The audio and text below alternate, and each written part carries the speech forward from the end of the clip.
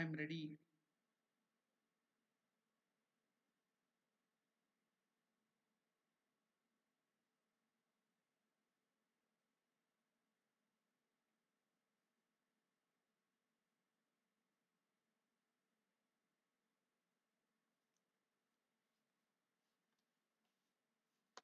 Thapakaya cha dharmasya sarvadharmasvarupine avatara varishtaya Ramakrishnaya te namaha.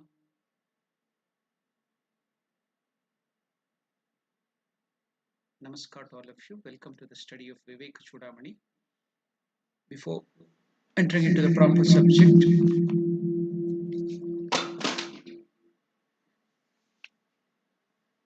we will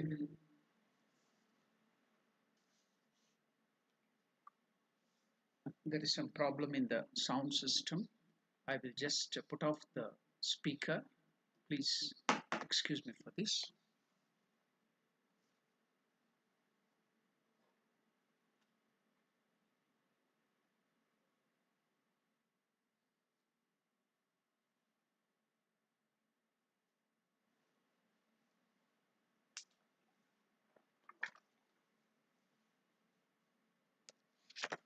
Sorry for the inconvenience.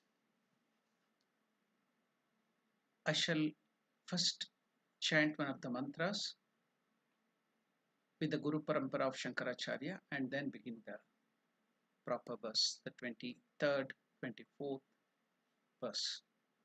Om Sadashiva Samarambham Shankaracharya Madhyamam Asmat Acharya Paryantam Vande Guru Paramparam.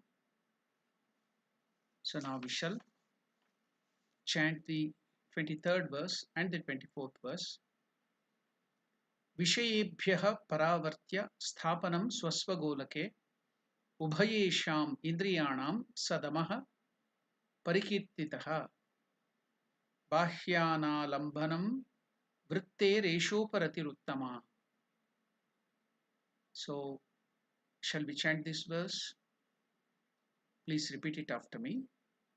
Vishayebhyah paravartya sthapanam swasvagolake. Vishayebhyah paravartya sthapanam swasvagolake. Ubhayesham indriyanam sa damaha parikirtitaha bahyanalambanam vrittereshoparatiruttama. In this, some people take the first part of this verse, Vishayebhya paravartya sthapanam swasvagolake ubhayesham indriyanam sadamaha parikirtita as 23rd verse, and Bahyanalambanam vrittereshoparatiruttama as the 24th verse. We shall not be worried about that, whatever might be the division of different authors. Now, we shall study both. Here, these verses are depicting or explaining about Shama, Dama and Uparati. Now, here, Bhagavan Shankaracharya is telling about the 6 treasures in the fourfold spiritual disciplines. Amongst that, after the Viveka and Vairagya, we have the Shamadhi Shatka Sampatti, the 6-fold treasures. In that 6-fold treasures, we have studied already Shama, Dama, Uparati in the earlier classes. Now we will summarize the 3 Shama, Dama together, Uparati. Otherwise, if we are dealing with that separately, we may not connect it to our life. So if we take it up all together, then we will get an idea of what is Shama, Dama and Uparati.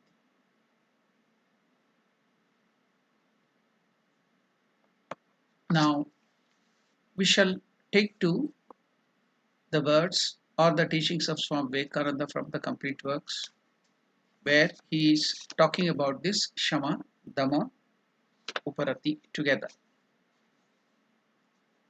So this was the lecture delivered in America by Swami Vivekananda. It is there in page number 405 in the chapter Steps to Realization from the complete works of Swami Vivekananda. Here Swami Vivekananda tells, first among the qualification required of the aspirants of Gnana Yoga, knowledge or Sankhya or wisdom, it comes Shama and Dama, which may be taken together. They mean the keeping of the organs in their own centers without allowing them to stray out. Swami Vivekananda further tells, I shall explain to you first what the word organ means. Here are the eyes. The eyes are not the organs of vision, but only they are instrument. Unless the organs also are present, I cannot see, even if I have eyes.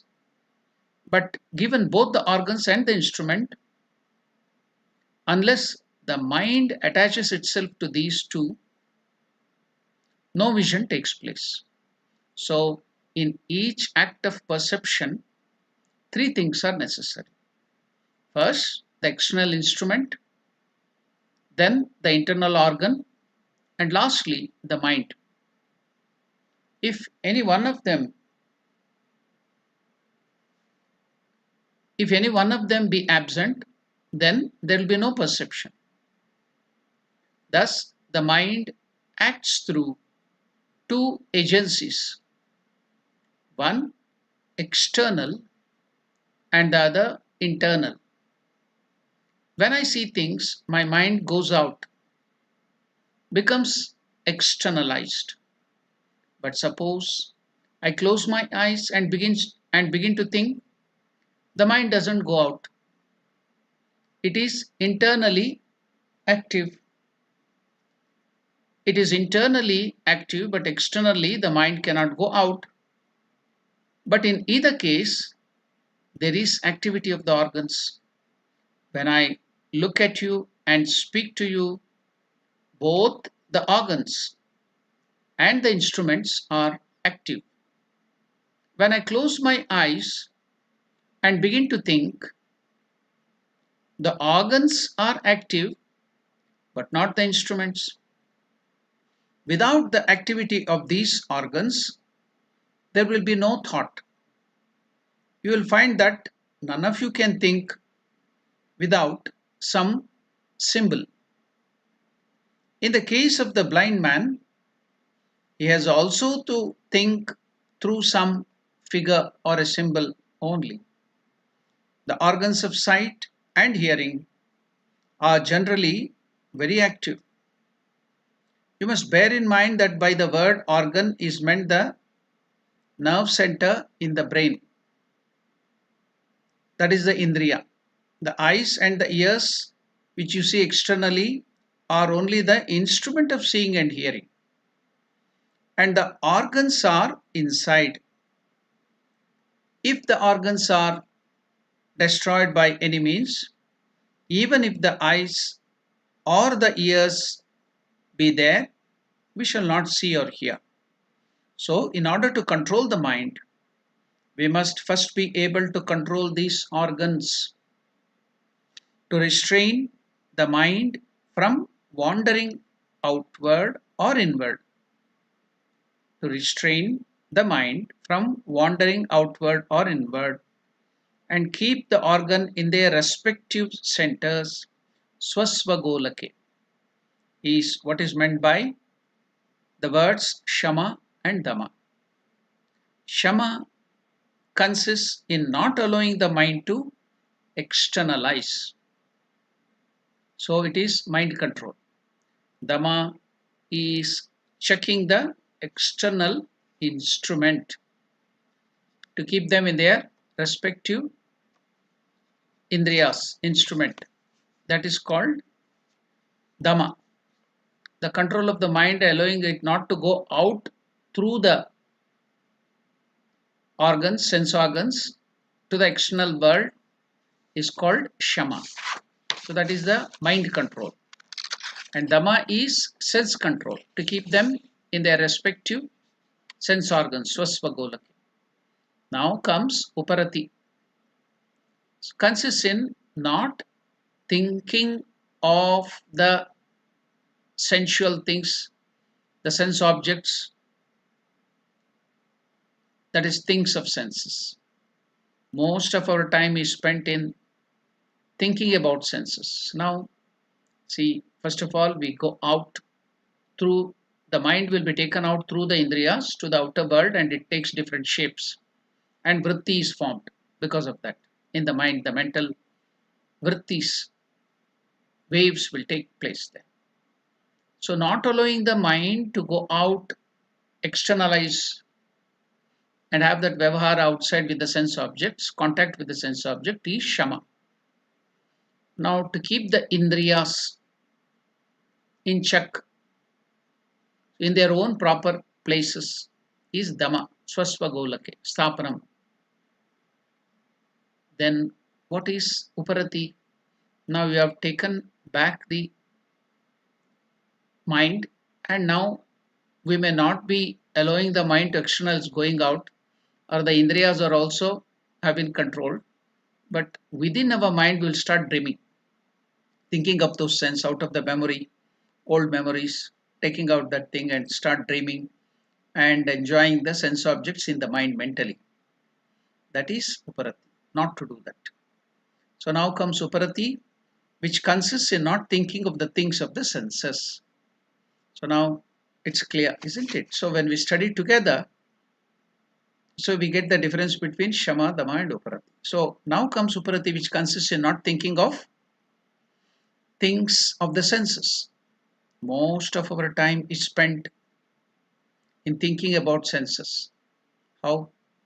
You'll be sitting in the class, in your school or in your college, but the teacher will be, or the lecturer will be telling something about the subject. Your mind is not there at all. You'll be dreaming something of some other place. So many places it happens, even in the office or in the workplace or everywhere, even while driving. So that's why we see there will be a lot of accidents, because most of the time is spent in thinking about senses, about objects, things which we have already seen, it's in our memory, and which we have already heard, which we shall see or shall hear, things which we have eaten or are eating or shall eat, places where we have lived, and so on. We think of them or talk of them most of our time. One who wishes to be a spiritual aspirant, a Vedantin, or who wants to progress in spiritual life, must give up this habit of thinking, daydreaming, enjoying the sense objects within the mind. So that is uparati. Then comes the next preparation, that is titiksha. So that we are going to study now. We'll take up the study of this titiksha now.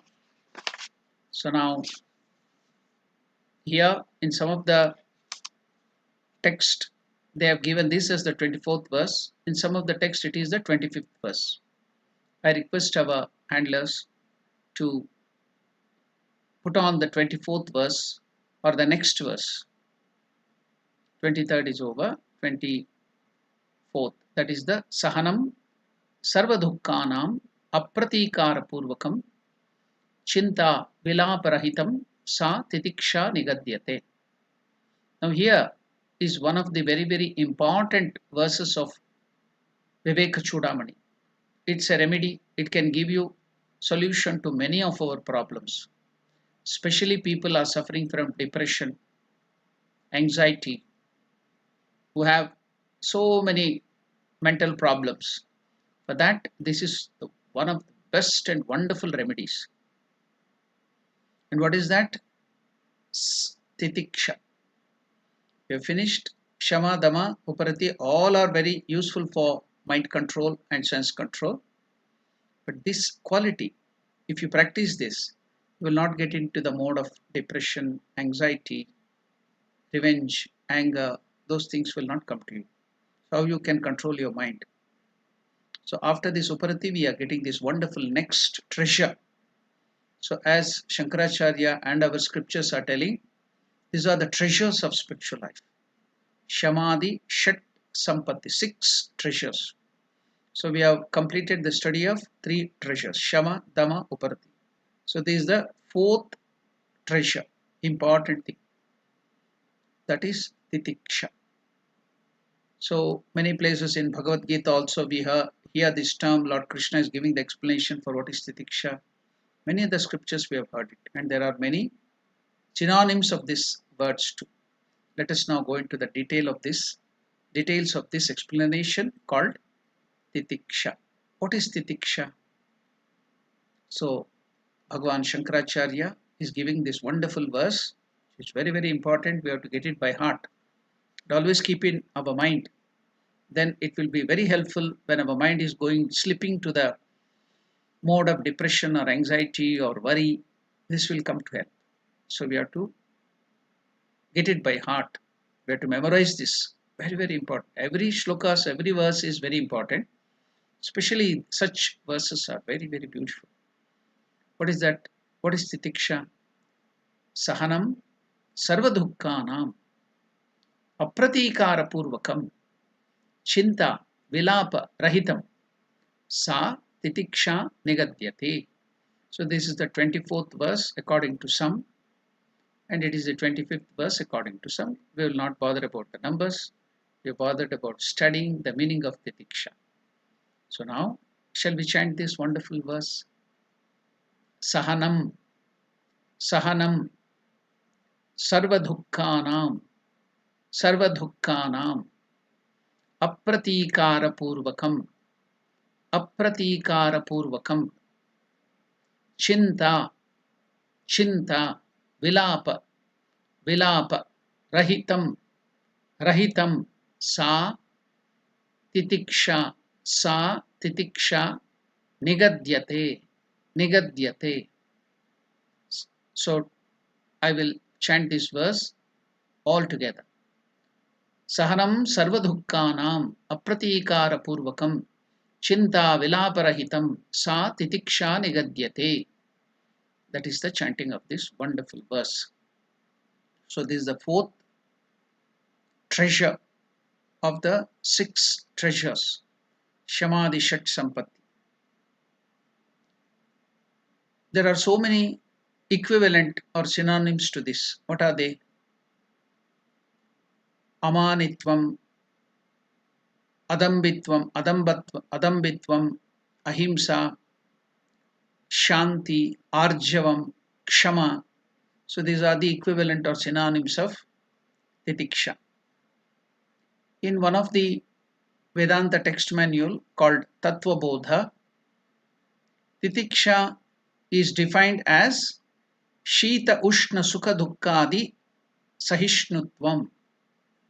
What is Titiksha defined as in Tattva Bodha, another Vedantic text manual? So in Tattva Bodha, Titiksha is defined as Shita Ushna Sukha Dukkha Adi Sahishnutvam. What is Shita? Cold. What is Ushna? Heat. What is Sukha? Joy. What is Dukkha? Sorrow. So these are all the Dvandva, dualities, which come to us in our life. Always our life is full of these dualities. Wherever, whatever, wherever you go, whichever part of your life, everything, mana, apamana, you will be insulted, sometimes you will be rewarded, sometimes there will be success, sometimes there will be failure. See, everything is dvandva, it is duality. Shita, Ushna, one, many, Sukha, Dukkha. So if you take Sukha, joy, it is just like the 2 sides of the same coin. Just like there will be head and tails, there will be 2 sides of one coin. So like that, if you, this Sukha and Dukkha are the 2 sides of the same coin in our life. If you take Sukha, Dukkha also will come. You cannot deny that. So the crown of the joy, happiness will also accompany the thorn of sorrow. You cannot avoid it. All of them will come together. If there is Shita, there will be Ushna. There is one, there will be many. If there is insult, there will be also respect and award to you. If there is award, then there will be somebody will be disrespecting you too. When there is success, afterwards there will be failure too. You may win, there will be loss too. So everything you see, it is in Dvandva. Everything is in duality. So the life is full of such dualities. Wherever, whatever you go, this will accompany you. Life and death, again, the same thing. Life is as good as death, death is as good as life. Both are the two sides of the same coin. So, now, Tattvabodha explains the Titiksha as Shita Ushna Sukha Dukkhadi Sahishnutvam. Sahishnutvam is the strength to forbear it, to withstand all these dualities in life. We should not be disturbed by these dualities in life. So that is called Titiksha. Shita Ushna, the dualities. Sukha Dukkhadi Sahishnutvam. Sahishnutva, Sahanam. Sahishnutvam is forbearing capacity, endurance. So that is called Sahishnutva. So endurance, forbearance, the strength to withstand the pain and anything of the life, difficulties in life, that is called Titiksha. So, but it is not just to withstand the difficulty, something more are there. Otherwise, it would have been called Sahana itself, Sahishnutva itself. But why is the name Titiksha? What is the speciality of this character or word called Titiksha, or that guna, that quality? So we'll go deeper into that, what Shankaracharya is trying to tell. In simple language, Titiksha means endurance power, the mental capacity to endure pain without breaking down. Okay, now you got it in English. The mental and the physical capacity which comes through the spiritual power to endure pain without breaking down. That endurance, more than physical, even it is included, physical endurance is also included. More than that, it is the mental or the power of the mind, endurance of the mind is called Titiksha. Sarva Dukkhanam Sahanam. So here, Dukkha, sorrows, problems, uncomfortable situations, everything is included. Sarva Dukkhanam Sahanam, endurance, forbearance, endurance of all kinds of discomforts caused by. There are three types of tapa, tapatraya. What are they? Adhyatmika, Adibhautika, Adidaivika. Adhyatmika, Adibhautika, Adidaivika. So difficulties come to us from three different sources. Maybe of the body, maybe from the external forces like lightning, electrical shock, or there may be floods, there may be rain, there may be fire accidents, bodily problems. So many different types of problems. They have been categorized as Adhyatmika, Adibhautika and Adidaivika. So now they are called Tapatraya. That is why when you are chanting the Vedic mantras at the end, after telling any of the Shanti mantras, what do we tell? Om Shanti Shanti Shantihi, 3 times. So the 3 times is told to Nivarana, there will be peace from Adidaivika, Adibhautika, Adi Adhyatmika. So all these 3 Tapa Traya problems, 3 types of different problems. So that endurance, physical, more it is mental. Through the mental capacity only you will get physical endurance too. So to endure all sorts of physical and mental pain without breaking them, without breaking down. That endurance, physical more is mental. That endurance is much of the mind, from the strength of the mind, that's called titiksha. Sarva dukkhanam sahanam. So endurance of all kinds of discomforts caused by the tapatrayas, adhyatmika, adibhaudika, adidevika. And now in spirituality, why is titiksha necessary? Why is it so important? Why do we tell that titiksha is required in our spiritual life? Because no human being can be totally free from problems or pains. Life can never be bed of roses. We might have dreams in our childhood that we want to make our life full of happiness only, but it cannot happen.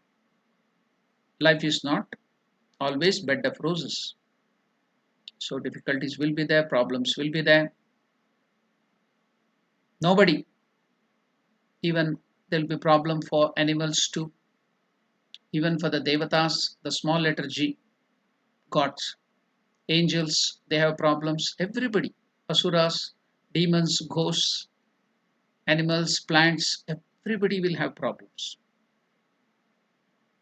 So naturally human beings, we also cannot be totally free from pain and problem. Life cannot be a bed of roses.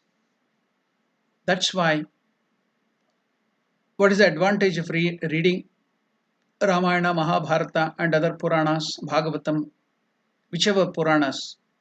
You will, there it will be just like the history, life stories of so many kings, which has happened earlier. So in Mahabharata you can see the Pandavas were very righteous, they were good people, but they had to undergo so much of pain. So 12 years of Vanavasa, 1 year of Agnatavasa. So they had to withstand all the problems in the forest and everywhere. They had to roam here and there. So much of problem. Take up Ramayana.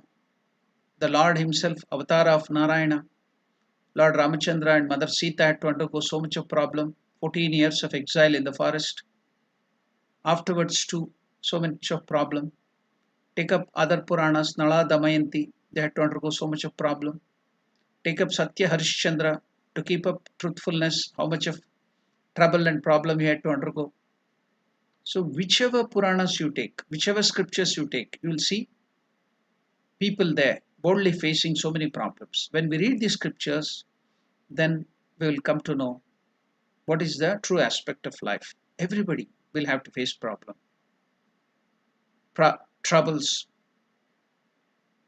It may be loss of money, loss of wealth, loss of children, loss of life. So many losses, so many problems. When you read these scriptures like Ramayana, Mahabharata and other Puranas, our Hindu scriptures, what happens is we will get this endurance, the strength to withstand. Why? We see that so many people have suffered. It's not bed of roses.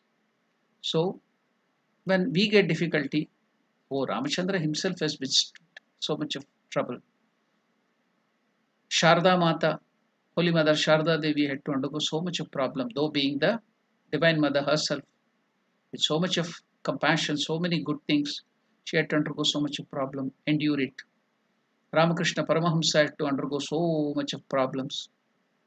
Swami Vivekananda had to undergo so much of problems. So when we read that, we get the strength of mind. Yes, problems will come to everybody. Whatever cannot be cured has to be endured.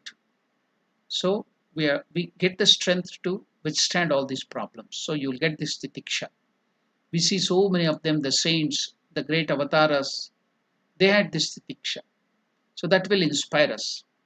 It is just like, it will be like a shock absorber.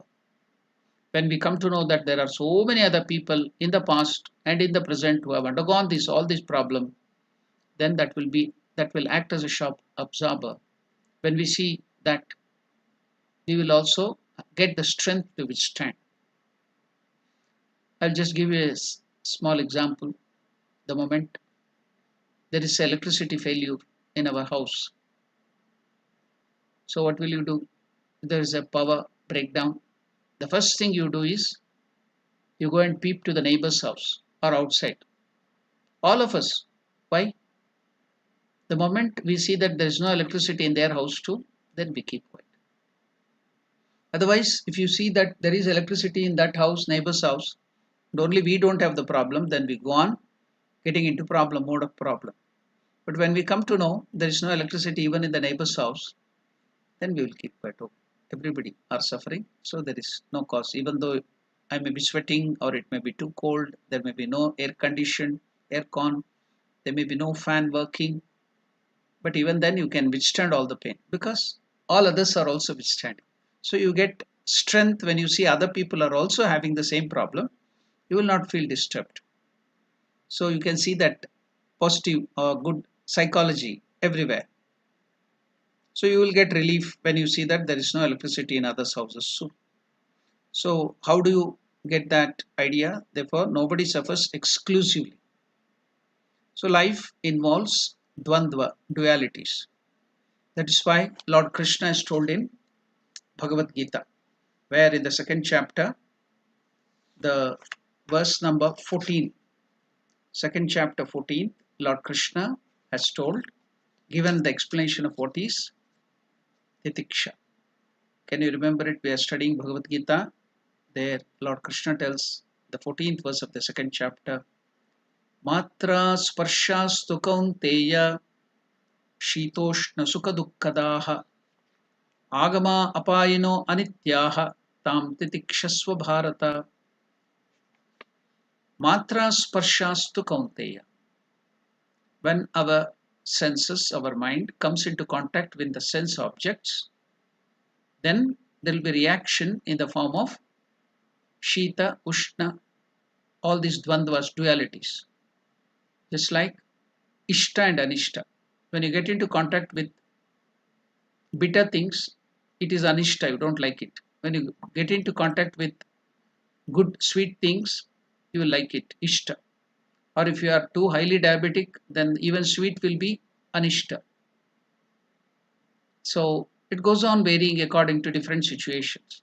So whenever our mind or indriyas goes and comes, get into contact with the sense objects, there will be matra sparshastu. Sparsha, matra, when the indriyas go in contact with the sense objects, Kaunteya, O Arjuna, Shita, Ushna, Sukha, Dukkha, Daha. These dualities, like heat and cold, Sukha, Dukkha, joys and sorrows, will come to you because you like something, you don't like something. So because of that, all these dualities will come to you. Agama, apayino. Agama means these are all which will come, apayino, go away. It temporarily comes to you when you come into contact with this external world. So this favorable and unfavorable situation will come to you and goes away. It is not permanent. Agama, apayino, anityaha. They are not permanent, they are temporary. Tam stitikshasva bharata. Please, O Arjuna, endure, forbear all of them. Do not get disturbed by them. Titikshasva bharata. Titikshva. Commanding, is telling through Arjuna, all of us. Have the titiksha. Forbear. Forbear. Ramakrishna in the gospel used to tell in Bengali alphabets that in Sanskrit it is the Avargya Vyanjana Yara Lava Sha Sha Sa. But in Bengali they pronounce all the three as Sha Sha Sha. So that Sahana, Sha means to bear. That's why Ramakrishna used to tell in Bengali alphabets that forbear, forbear, endure, 3 times the alphabet has come. So in our life too we have to forbear. We have seen in our childhood in India during the New Year, Yugadi. The very first thing is our parents used to offer both the neem leaf, very bitter, and jaggery, good, very sweet. Both of them, they will mix together and offer it to God. And the first thing on the day of Yugadi is they will give us to eat this. We want to take only sweets. No, our father and mother will tell, no, no, no. Take both of them. Then they will give them. So when we eat it, the bitter neem leaf and sweet will be combination. Why? I want only sweet. Then the father or the mother will tell, no, life is full of dualities. You will get both sufferings and joys. You have to take it in an equanimous way. That's why in the beginning of the year, we have this practice. Even now, in India, we have this practice. In the new year, the first thing is they will give both these things, bitter and sweet. Combination, together, you have to take. That means life is full of these dualities, dvandva. So, forbear, bear. That's what we are. See, these are all rituals, but they are giving us wonderful lesson.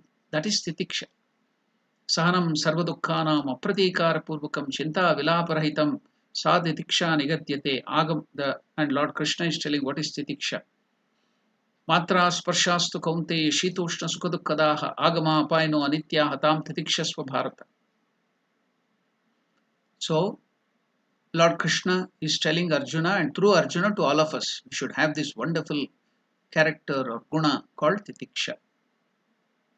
Then, if that is the case, that we should bear and forbear, and we should not be worried, then should we not take up remedial measures if there is some problem, if there is some difficulties? Should we then give up everything? Whenever there are problems, whenever there are troubles, should we not take remedial measures? Should we just bear it and keep quiet? Certainly, remedies are given, remedial measures are to be taken. But what is it here Shankaracharya is telling and Lord Krishna is telling through titiksha to forbear? If you go on taking up remedial measures, remedial actions for each and every problem, which is called prayaschitta karma, there will be so many problems in your life that itself will become a tragedy. The whole life you will spend in taking up these remedial measures only. If you solve bigger problems, then smaller problems will appear bigger. And if you solve those smaller problems, still smaller problems would appear very bigger. Then, therefore, there is no question of zero problems at all. Therefore, that's why here Lord Krishna in the Bhagavad Gita and Shankaracharya here is telling, forbear, endure. As much as possible, you have to forbear. So here, when it is selfish, when the problems come to you in the form of diseases, see, there is a small body pain or headache. What do we do nowadays? You just go to the medical shop, even you will not go to the doctor. You yourself go to the medical shop, take up some painkiller or some paracetamol, and nowadays even they are going to the level of taking even antibiotics to themselves. They themselves become the doctor. They go to the internet and go on taking, abuse those medicine and get into problem.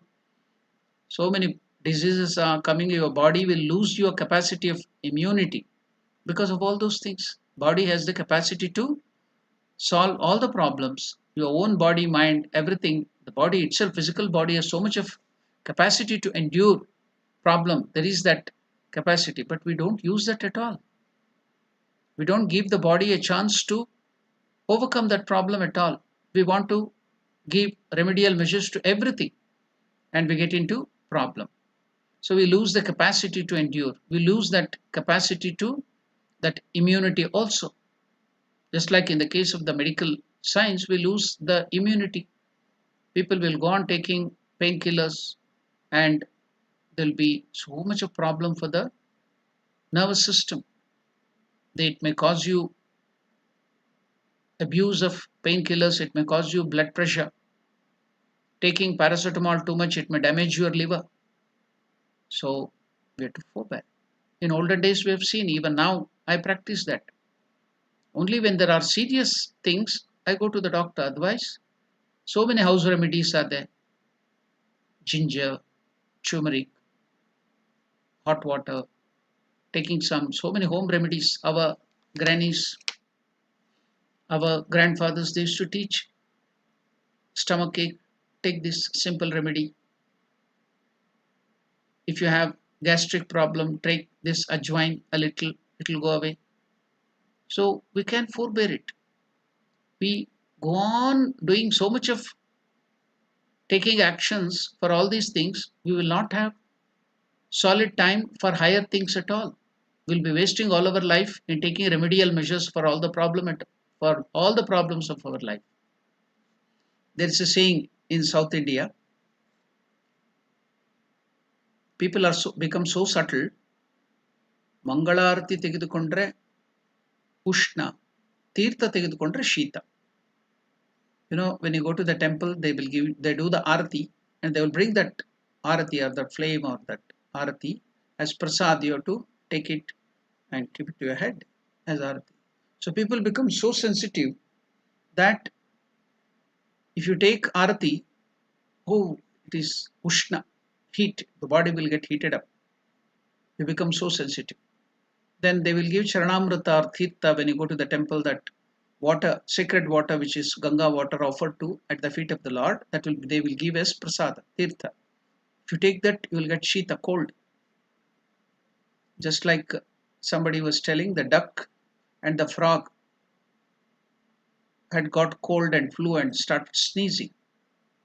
It is just like that.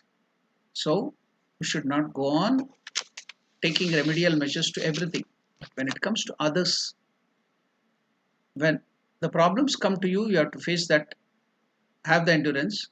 But in the case of others, you have to take remedial measures, help them. We should not become hard-hearted, but contrary, what we do is, we'll tell, oh, endure. What is there? What problem you have got? You have to endure. In the other's case, we will ask them to endure and do sahana. When it comes to us, even the smallest thing, we go on taking remedial measures and get into problem. So it should be reversed. For others, we should be very compassionate, should be very helpful all the times to help them in whatever they want. But when it comes to selfishness, forbear. You should not be selfish. You should be selfless. That is the idea here. So, not that you should not solve problems, we should not take remedial measures, you have to take, but you should be careful that the whole life should not be spent on just this prashchitta karma or these remedial measures, so that you don't have any time for higher things at all. Higher life, higher things, there will be no time left for you. So everyone will have problems. There is no thing called as zero problems.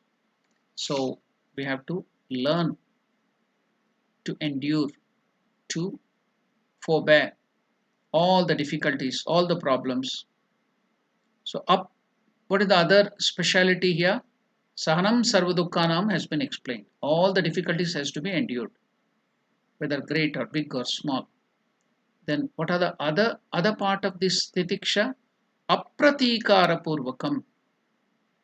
Now, sorrows and troubles and unfavorable situations may be caused by some animals, human beings. Maybe it is caused by some things. Maybe it is caused by some situations. When some people cause you trouble and problem, you get angry, you get revengeful attitude, you want to give them back, so you want to hurt them back, so that is revengeful attitude, or anger.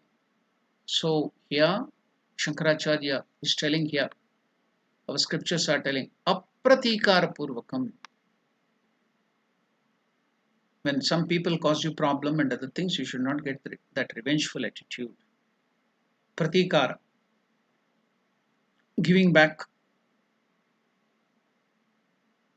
So it's but natural, anybody, when people give us problem, it is very natural tendency that we want to fight back, we want to resist, we want to give them back our peace of mind. So we develop hatred against other people, we develop this revengeful attitude. So That is very bad for our spiritual life or any. That is the reason this hatred.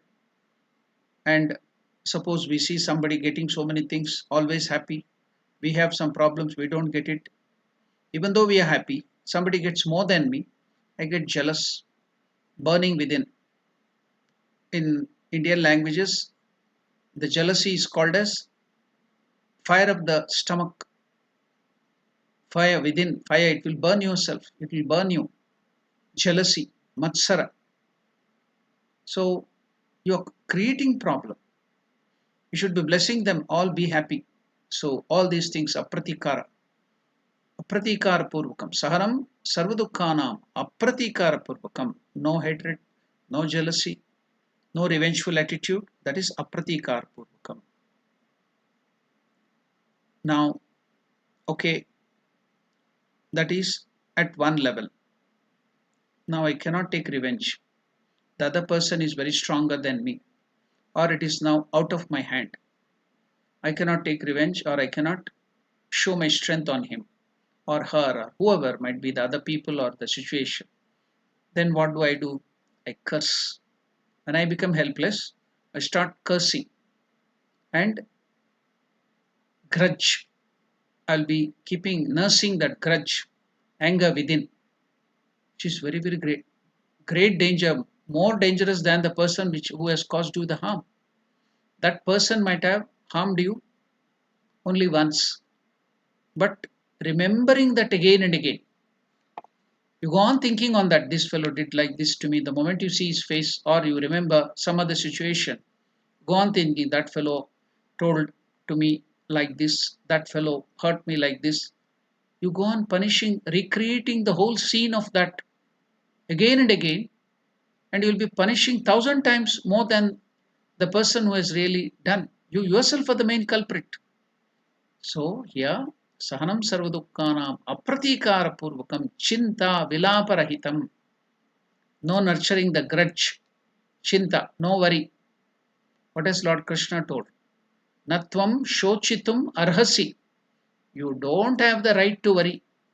Not only you should not worry, natvam shochitum arhasi. Arhata is also not there. You don't have this thing to worry. Utilize that time for something higher things.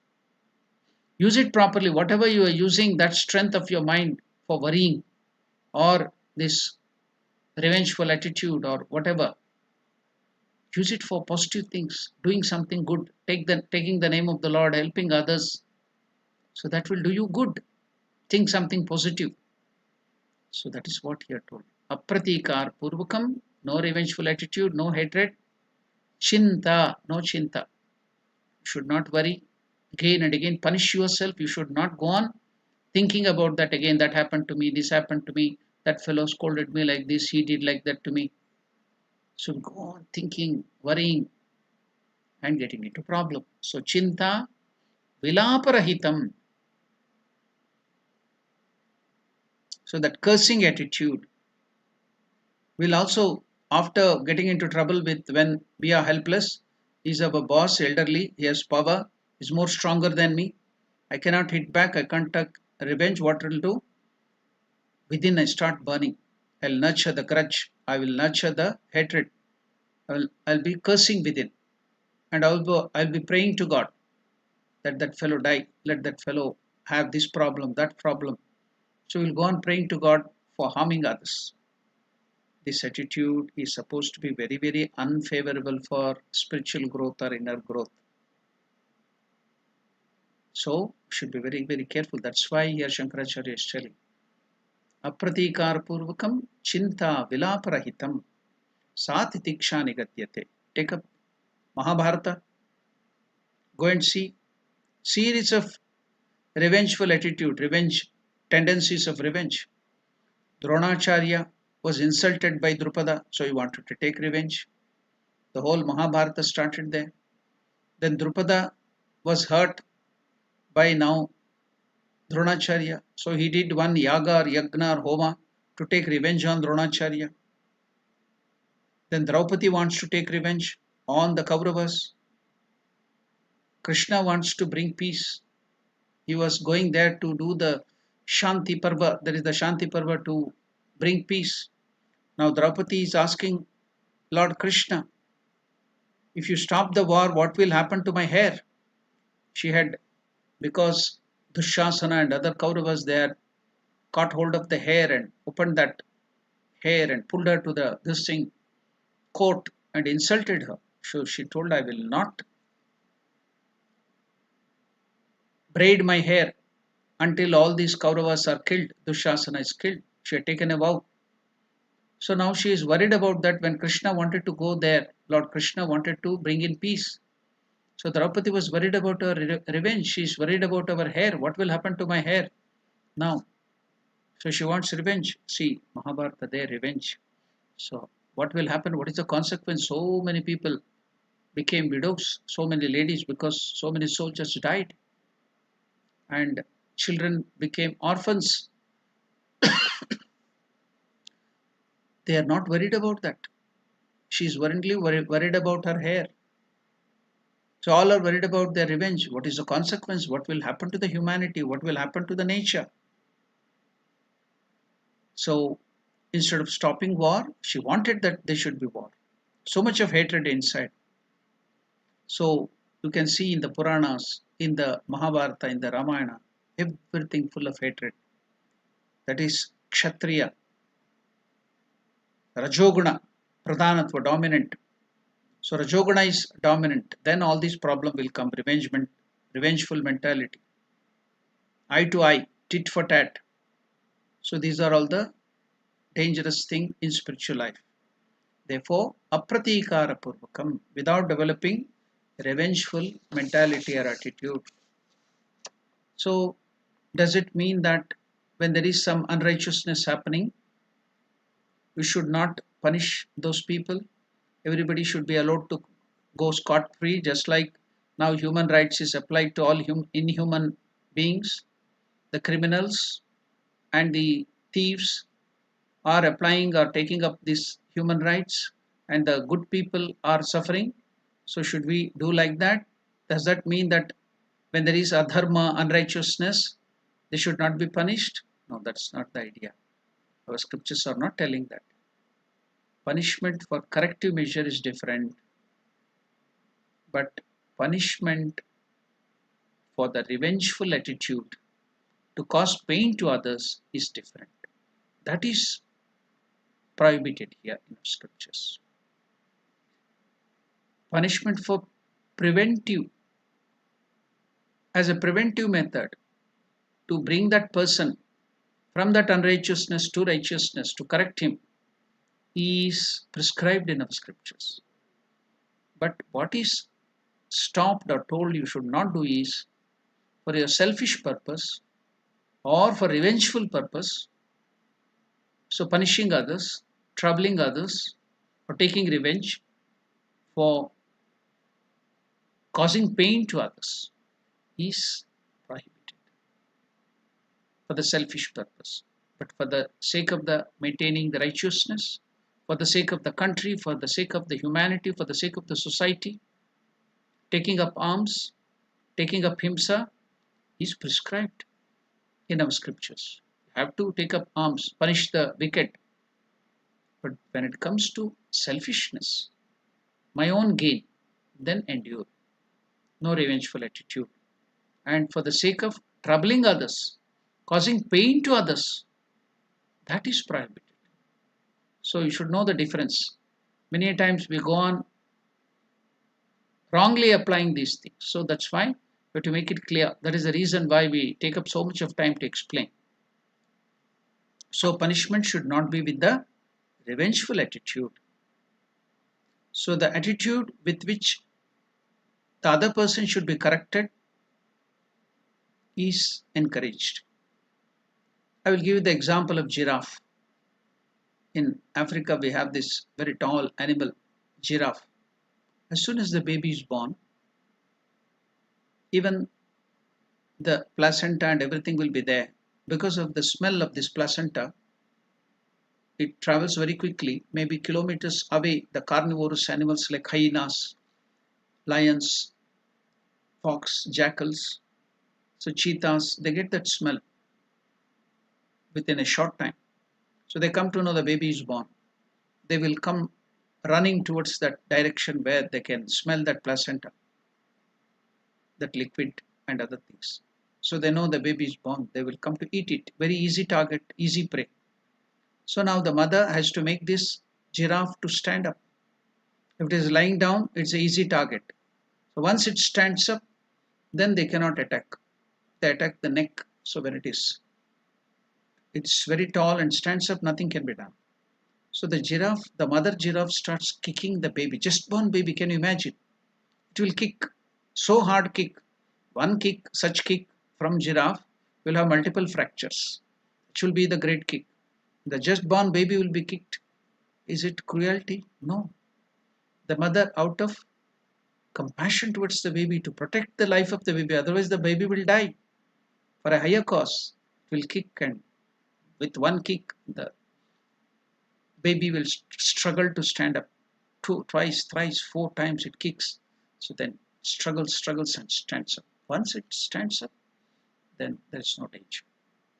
So punishment for the sake of correction, to bring them to the path of righteousness, is good.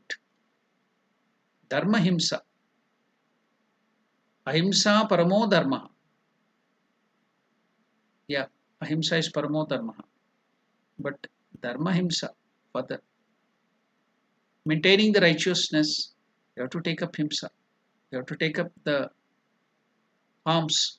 If the military and the police doesn't take up arms and protect the society and the property, then the thieves and the rioters will take advantage of it and the whole society will break down. So himsa is necessary there. So here we have to be very careful. Selfishness, for the sake of selfishness, to cause pain to others, that is prohibited. That is apratika. For the sake of righteousness and for the sake of the corrective measures, the children have to be punished. They have to be scolded to bring them to the proper line, disciplining them. So we should not apply that wrongly there. So here it is only for, should not cause that, to cause pain to others with a revengeful attitude is prohibited. So with the attitude that the other person should be corrected, you can do the himsa or punishment out of love, not out of revenge. It should be done out of love as a corrective measure, not as a revenge. So there was one institution called Ramakrishna Vidyashala in Mysore, residential school and college. Many students stay there. So you know the students will be very mischievous, they will do a lot of mischief. So at that time Swamijis and other teachers, lecturers, they have to punish them. So one of the boys came and told, Ramakrishna has told, Vivekananda has told, and Mother Sharda Devi has told not to find fault in others, and you should see God in all the living beings, and you should serve them, and you are punishing us for our mistakes. How can that be done? What a rightful question, but wrongful application. Then the lecturer or the Swamiji replied back, no, we are not punishing the God in you, we are only punishing the devil in you. Because of the devil within you, you are doing all these mistakes, mischiefs and problems. So we are not punishing the God in you, we are punishing the devil in you. That was a very apt reply given there. So for the corrective measures, even as the head of the institution, Ramakrishna Vidyarthi Mandiram, I used to punish the students. I had to discipline them, but it was out of love, to protect them, to bring them to the path of righteousness. It was not out of revengeful attitude. So you have to know the difference. So when there is love, you can take up that, but with a revengeful attitude, that is wrong. Not with a sadistic attitude or to cause pain. We should not inflict pain to others, or we should have feeling of hatred or sadism in us. It's only for the corrective measure, as a corrective measure, or to develop or to maintain the righteousness, you can take up himsa. So now, going forward, we have understood, therefore, how apratikar purvakam, revengeful attitude, has to be applied here. Then Chinta Vilapa Rahitam. Now, there are some people who will not take revenge. They don't have that revengeful attitude. They are good in nature. But they have the other worst nature in them. What is that? They will not harm others. They will not cause himsa to others. They will not have this revengeful attitude against others. Whatever might be the difficulties, they will endure. But how will they endure?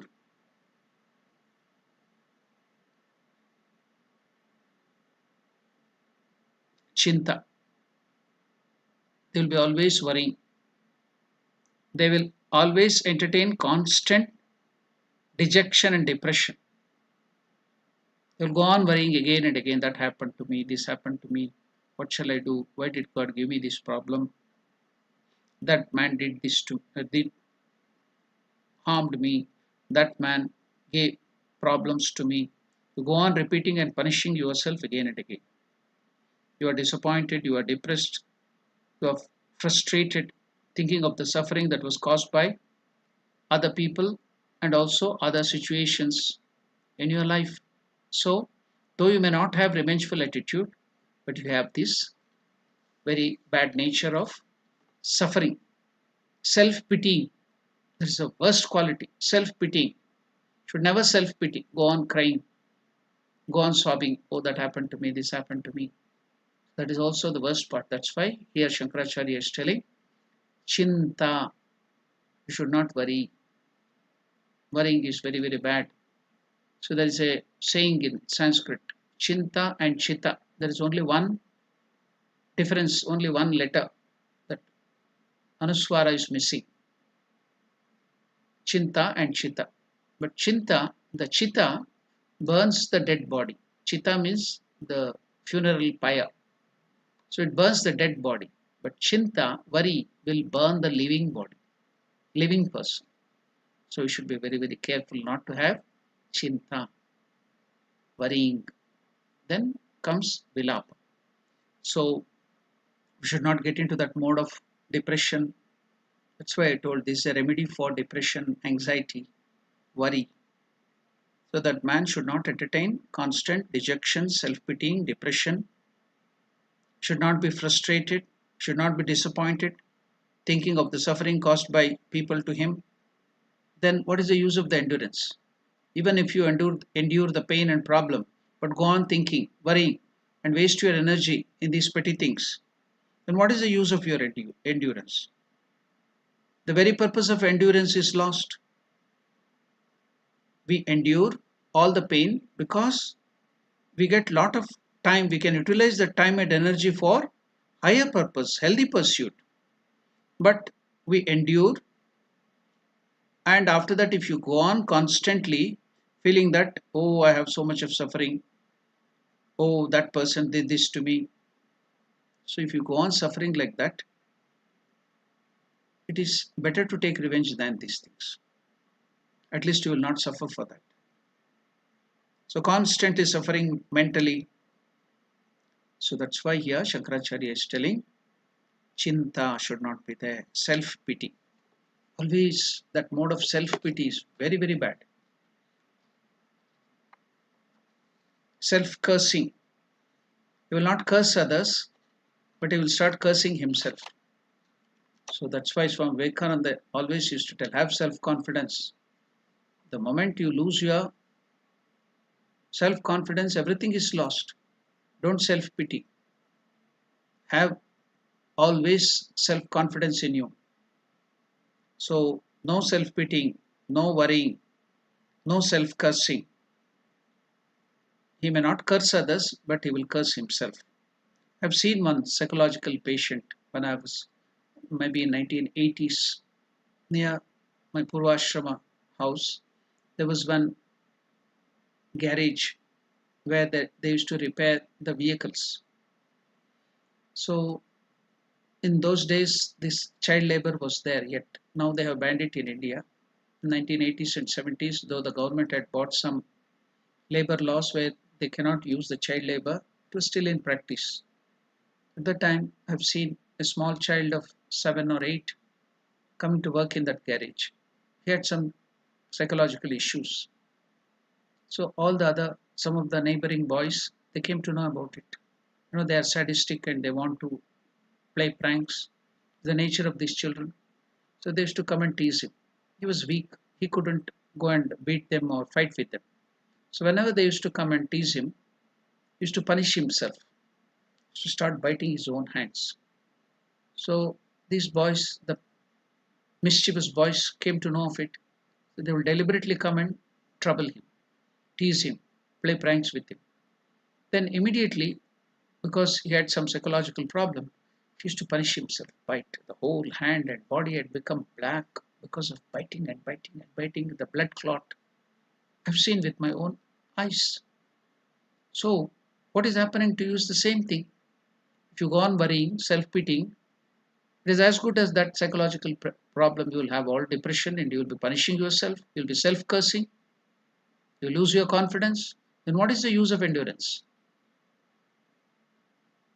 It will be a waste. That's why Shankaracharya is telling, Sahanam sarvadukkanam apratikar should not have revengeful attitude, at the same time no self-pity, no worrying, no self-cursing. Chinta vilaparahitam satitiksha nigadyate. Not only we should have no self-pity and self-cursing, the other thing is vilapa also should not be there. What is vilapa? So chinta is at the mind level, mental level. Vilapa is at the verbal level, verbal lamenting. Chinta is mental lamenting, self-cursing. It's at the mental level. Vilapa means it is at the verbal. So not only he is depressed and worried and anxious, but he will be grumbling and moaning verbally. So that is vilapa. So you should not have vilapa, not only at the mental level, but also at the verbal level too, physical level too.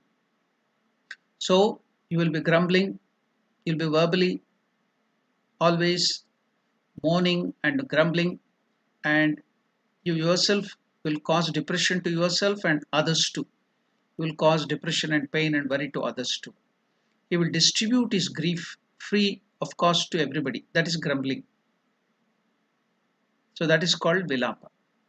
So titiksha here is endurance with no revengeful attitude, with no worries in the mind, no depression, and also no vilapa at the verbal level or the physical moaning and other things. Grumbling should not be there. That is titiksha. So we have got the complete picture of what is titiksha. Sahanam sarvadukkanam apratikara purvakam chinta vilaparahitam sa titiksha nigadyate. So we have a lot to discuss about this wonderful nature, the one of the fourth treasure of the Shamadhishat Sampatti. So we have discussed a lot about this. We have got the complete meaning, but there are some other aspect of this titiksha. We will discuss it in the next session. We'll stop our discussion here. If you have any questions, if you have any doubts on today's discussion, you can ask. We shall go to the live chat and see if there are any questions.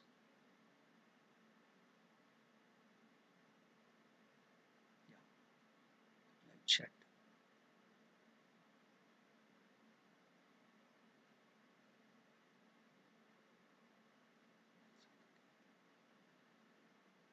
Some Sharda Devi Satsanga Kendra is telling Swamiji not audible. I don't know when that was not audible. Then